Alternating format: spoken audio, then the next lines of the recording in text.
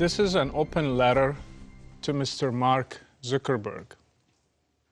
Mr. Zuckerberg, your message to welcome Muslims and protect their rights is nice, but it would have been nicer if you had talked about Islamic terrorism and supported the victims of the terrorist attack in San Bernardino, the ones who lost their families and loved ones, not the ones who are afraid of an imaginary Islamophobia. Since you are Jewish, I want you to ask yourself a couple of questions. Why did the Jewish people leave the Muslim world if Islam is a peaceful religion? Why is the Jewish population targeted in every country by Islamic terrorism? I'm Moroccan myself, and I know the history of Moroccan Jews. They were forced to walk barefoot. They were forced to wear marks on their clothes. They had faces of monkeys and pigs drawn on their clothes, if you read history. Now, they all left Morocco, except a few hundred that are still there. Jews cannot live in the Muslim world because Islam is a hostile religion toward the Jews. Being a former Muslim, I know that. It's a fact. I was raised to hate Jews and Christians because of the Quran and the Hadith. I wonder if Mr. Zuckerberg ever read what Islam teaches about Jews. Let me read some verses and hadiths. Hadiths are the sayings of Muhammad, to give you a clear picture. The first verse, O you who believe, do not take the Jews and the Christians for friends. They are friends of each other.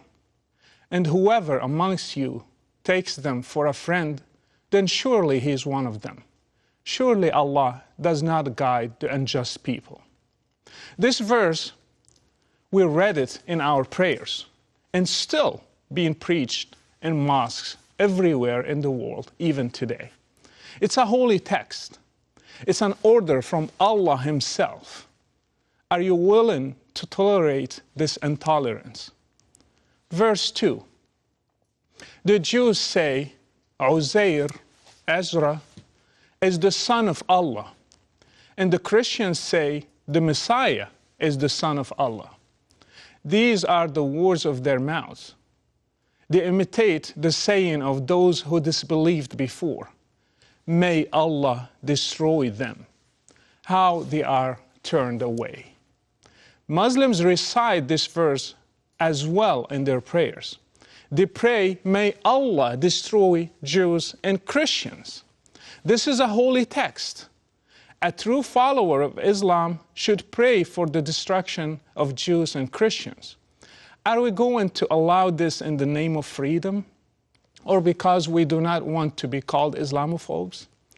I do not want a Muslim to be my neighbor if he believes that Allah asked him to recite this text and to believe it, which may lead him to act upon it. The Quran considers Jews as the worst enemies of Muslims. It says, certainly you will find the most violent of people in enmity for those who believe, means Muslims, to be the Jews and those who are polytheists. These verses are just a few examples of the doctrines behind the hatred toward Jews in the entire Muslim world. Mr. Zuckerberg, because you are Jewish, you are considered a descendant of those whom Allah turned to apes and pigs, as mentioned in the Quran. It says, and certainly you have known those among you who exceeded the limits of the Sabbath. So we say to them, be apes, despised and hated. Jews are despised and hated according to the Quran. Allah turned them to apes and pigs because they desecrated the Sabbath.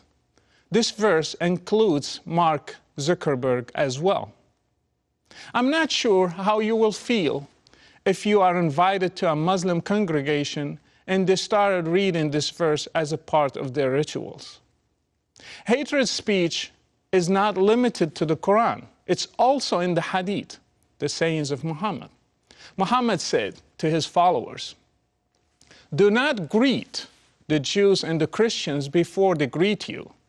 And when you meet any one of them on the roads, force him to go to the narrowest part of it." Does this sound like a friendly text? How about this hadith, which was one of the last sayings of Muhammad? He said, "Let there be curse of Allah upon the Jews and the Christians, for they have taken the graves of their apostles as places of worship." Jews and Christians are to be cursed according to this hadith. I'm asking influential people like you to be wise, to be truthful, and to show both sides of the coin. Islam has a problem in its core belief system. We have to address it boldly. Muslims are welcome to live and to be part of any society, but they have to reject these kinds of beliefs. They have to welcome others as they welcome them. The burden is not on the international community to welcome Muslims. The burden is on Muslims to deal with their own religion and find solutions to these doctrines in it that are producing more terrorists than any other faith nowadays. Muslims are not dying because the West rejected them. It's the opposite. Westerners are dying because they welcomed Muslims among them.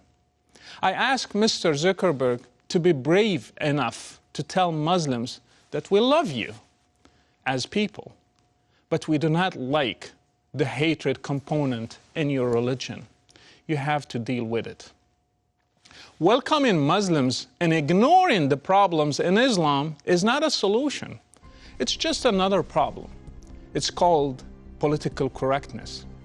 Note that my parents are Muslims and I love them, but still, I say the truth, and the truth hurts.